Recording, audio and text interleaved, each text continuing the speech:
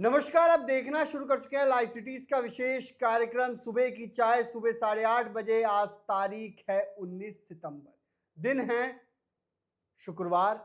और आपको बता दें कि हमारे साथ रोज की तरह वरिष्ठ पत्रकार रवि उपाध्याय हैं। आज हम बातचीत करेंगे नीतीश कुमार दे दनादन फैसले लिए जा रहे हैं और लगातार एक्टिव हैं, वहीं तेजस्वी यादव सरकार बनाने जा रहे की बात कह रहे हैं। साथ ही साथ पटना की सड़कों पर छात्रों का महा आंदोलन होगा।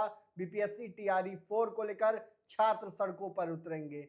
वहीं अमित शाह ने जो जीत का मंत्र दिया है उसका कितना असर होगा, उसके पीछे की क्या रणनीति है, क्योंकि अमित शाह एक तरफ जहां बड़ी संख्या में कार्यकर्ताओं के साथ संवाद कर रहे थे तो गुप्त बैठक भी की गई है। साथ ही साथ हम बातचीत करेंगे बिहार में बड़ा ऑपरेशन चलाया जाएगा शराब के खिलाफ। सबसे पहले हम बातचीत करते हैं नीतीश कुमार जो बिहार के मुख्यमंत्री हैं, लगातार एक्टिव है, दे दनादन फैसले लिए जा रहे हैं। देखिए, सबसे बड़ी बात है नीतीश कुमार जो है सो एनडीए के बड़े चेहरे हैं और जदयू के राष्ट्रीय अध्यक्ष हैं, बिहार के मुख्यमंत्री हैं, नंबर एक बात। और इस लिहाज से आप समझ लीजिए कि वह पूरी मुकम्मल तैयारी में इस बार विधानसभा का आम चुनाव की डुगडुगी बजने से पहले वह मुकम्मल तैयारी और उसी की तैयारी की नज़र से वह छुपा वोटर जो उनका महिला वोटर है उसको आपने देखा कि क्या नीतीश कुमार ने सौगातों की बौछार लगा दी।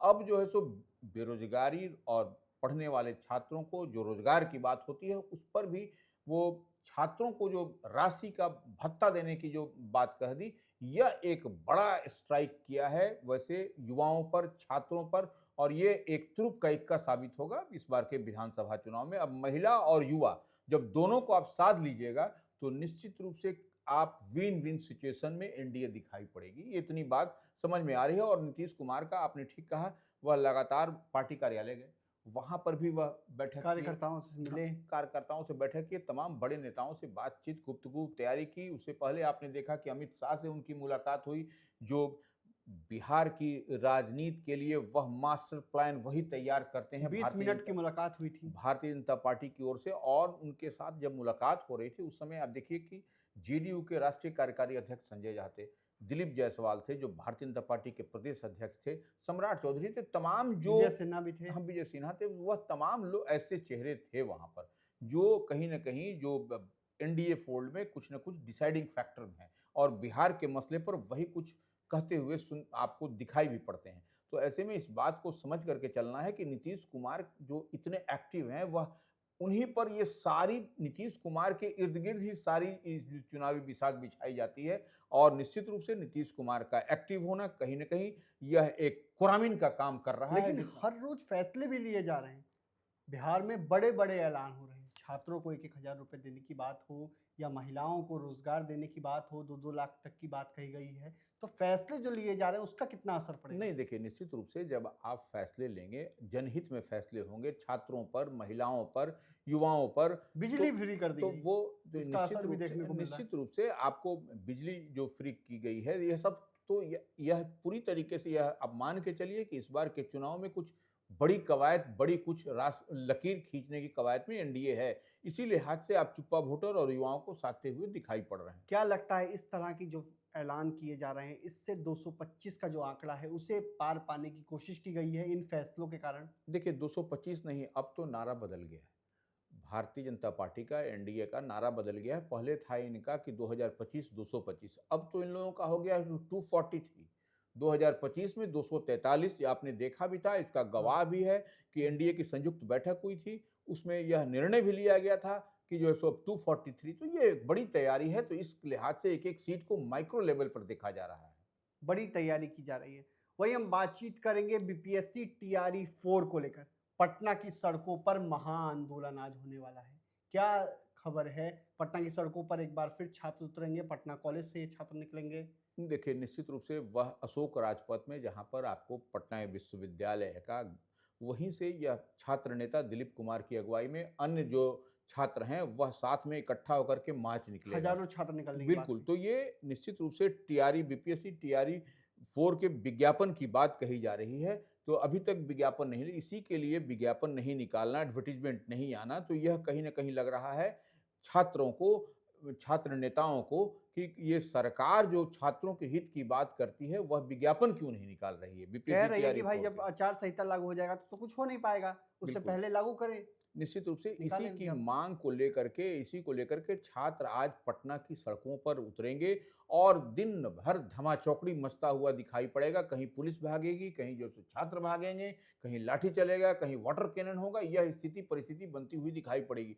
लेकिन हम एक बात और कहते हैं कि छात्रों के हित में कहीं न कहीं सरकार को फैसला लेना चाहिए, क्योंकि आम चुनाव होने वाला है। ऐसे में छात्र अगर नाराज हो जाएंगे तो बड़ी चुनौती होगी सरकार के समक्ष। तो बड़ी चुनौती होगी सरकार के समक्ष, देखने वाली बात होगी। अब से कुछ देर बाद पटना की सड़कों पर छात्र आंदोलन करेंगे, सड़कों पर विरोध प्रदर्शन होगा और पुलिस ने भी बड़ी तैयारी की है, क्योंकि डाक बंगला चौराहे से आगे का जो इलाका है उसे नहीं जाना है, वहां धरना प्रदर्शन नहीं करना है। ऐसे में पुलिस बंदोबस्ती की पूरी तैयारी है। साथ ही साथ हम बातचीत करेंगे, तेजस्वी यादव बड़ी तैयारी में।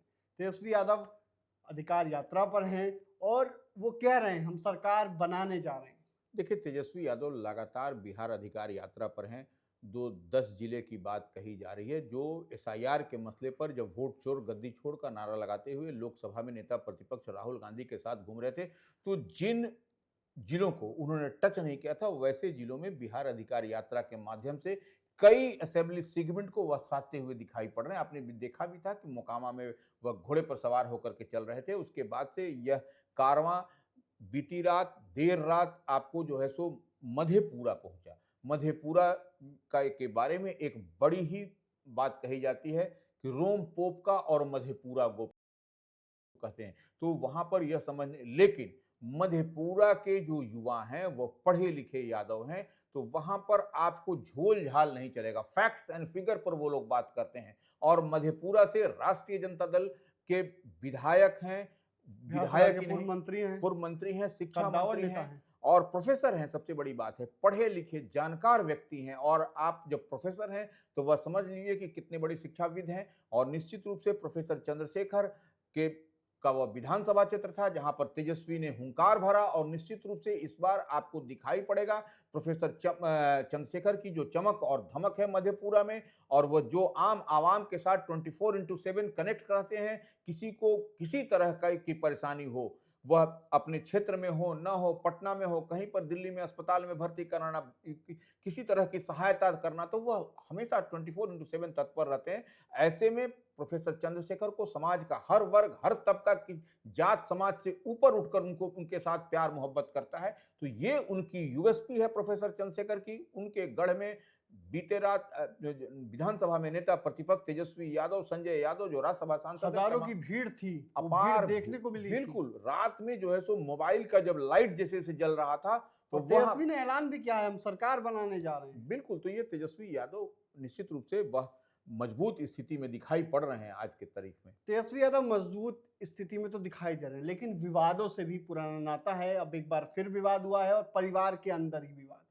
रोहिणी आचार्य जो तेजस्वी की बहन हैं, उन्होंने एक पोस्ट शेयर किया, किसी का पोस्ट था, उसमें साफ साफ सवाल उठाए गए थे कि फ्रंट सीट पर कैसे बैठे देखिए, संजय सबसे बड़ी बात है कि वो तेजस्वी यादव की जो ये बहन है, ये रोहिणी आचार्य, तो रोहिणी आचार्य ने जिस तरीके से जिस ट्वीट को वह उनको इंडोर्स किया है, तो वह उस पर सवाल उठ रहा है कि वह संजय यादव जो राज्यसभा सांसद हैं, वो ठीक है, वो जो वैनिटी वैन चल रहा है, जो प्रचार वाहन चल रहा है, उसमें वह आगे की सीट पर बैठे होंगे, तो हो सकता है उस समय कहीं तेजस्वी यादव वैन में होंगे। लेकिन कहा यह जा रहा है कि उस सीट पर तेजस्वी यादव बैठते हैं और लालू प्रसाद यादव बैठते हैं, तो ऐसे में उस सीट पर उनको नहीं बैठना चाहिए। देखिए, यात्रा के क्रम में भूल चूक भी होती है। अब इसको एक बड़े स्तर पर जो है सो विपक्ष इसको भुना रहा है और इसी को तूल तमेड़ा दिया जा रहा है। अब कहा जा रहा है कि लालू परिवार में विवाद, देखिए कोई विवाद नहीं है बैठने उठने में। और जब 24/7 किसी के साथ चलते हैं तो इतना कॉन्फिडेंस तो होता ही है कि संजय यादव बैठ सकते हैं, कोई बैठ सकता है।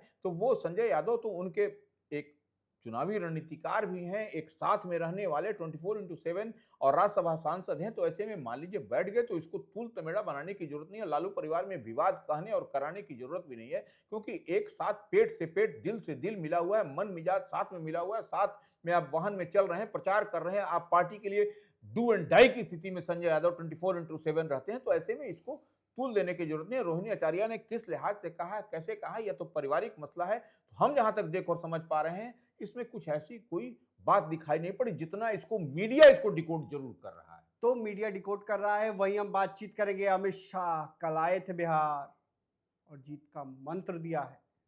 दो दो जगह कार्यक्रम किए हैं और साथ ही साथ एक और बात हम बता दें, 300 कार्यकर्ताओं के साथ गुप्त बैठक भी की गई है। उस कार्यक्रम के बाद निकलकर गुप्त बैठक की गई है। इसका ऐलान उन्होंने मंच से खुद कहा कि 300 कार्यकर्ताओं के साथ अलग से बैठक करेंगे। देखिए, सबसे बड़ी बात है, कार्यकर्ता ही पार्टी की रीढ़ होते हैं। उन्होंने तो साफ साफ कहा हमारी पार्टी में नेता नहीं जिता, बिल्कुल बूथ लेवल के जो मंडल अध्यक्ष होते हैं इसीलिए कह रहे हैं, किसी भी पार्टी के कार्यकर्ता बैकबोन होते हैं, रीढ़ होते हैं। तो ऐसी परिस्थिति में निश्चित रूप से अमित शाह से इतने बड़े नेता के साथ में अगर कार्यकर्ता बैठेंगे तो उन लोगों का उत्साह वर्धन होगा। जब उत्साह वर्धन होगा तो जो आपको अपना 100% वो देंगे, चुनाव के समय बूथ पर देंगे, मैनेजमेंट में देंगे, वो मेंबरशिप, तो हर तरीके से वह, और ऐसे में वह जब अमित शाह से बात होगी तो आप समझ सकते हैं कि कार्यकर्ताओं में क्या उत्साह वर्धन हुआ होगा। तो निश्चित रूप से, लेकिन इससे पहले एक बात समझना पड़ेगा, अमित शाह जो बिहार के दौरे पर थे, वह आपने देखा कि बीते रात वह कहाँ थे, कहाँ होटल में रुके थे, कैसे रुके थे, वहां पर वो पार्टी के बड़े कार्यकर्ता, बड़े नेताओं के साथ बातचीत की, फिर जो है सो नीतीश कुमार से मिले, फिर वो आपको 2 मीटिंग हुई, एक जो है सो डेहरी में, एक शाहाबाद में क्षेत्र में, एक जो है सो बेगूसराय में, जो डेहरी विधानसभा जो 10-10 जिलों की बैठक तो हुई वो थी। शाहाबाद का एरिया में निश्चित रूप से बीते विधानसभा के चुनाव में 2020 के विधानसभा चुनाव में एनडीए का बेहतर प्रदर्शन नहीं हो सका था। तो इस लिहाज से वहां पर स्ट्राइक करना, अमित शाह का जाना एक बड़ा मैसेज है, लाउड एंड लोकसभा क्लियर। चुनावों में भी वो तो तमाम विधानसभा हो या लोकसभा हो, तो वहां पर आप देखिए कि यही स्ट्राइक करने की बात है, और इसी कवायद में आपको अमित शाह दिखाई भी पड़े। और यही नहीं, बेगूसराय जो गिरिराज सिंह का लोकसभा क्षेत्र है, तो वहां पर भी आपको बेहतर स्ट्राइक करने की जरूरत है, क्योंकि सामने आपको महागठबंधन इंडिया ब्लॉक से 2-2 हाथ करना है, और बेगूसराय के कई विधानसभा सीट पर आपको इसका असर भी आपको दिखाई पड़ेगा। नहीं अगर करते तो ये विधानसभा के चुनाव में नवादा है, गया है, जमुई है, कई बिल्कुल। जिले हैं जहां महागठबंधन का कब्जा है। ऐसे बिल्कुल। में उसी को चुनौती देने के लिए देखिए, निश्चित रूप से वो बेगूसराय में आपको एक मजबूत गढ़ है, वो उसको निश्चित रूप से भारतीय जनता पार्टी का, लेकिन बावजूद इसके आपको विधानसभा का चुनाव हो रहा है, न कि लोकसभा का चुनाव हो रहा है। लोकसभा के चुनाव में कहा जाता था कि ऊपर देखना है, कि कहने का मतलब कि नरेंद्र मोदी को देखना है। इस बार जो है सो तेजस्वी यादव से डायरेक्ट, माने आपको इंडिया अलायंस महागठबंधन से डायरेक्ट नीचे में विधानसभा चुनाव में फाइट होगी, तो ये एक बड़ी तैयारी, मुकम्मल तैयारी करनी पड़ेगी दोनों ही गठबंधन को, एनडीए हो या महागठबंधन हो। तो बड़ी तैयारी भी करनी होगी।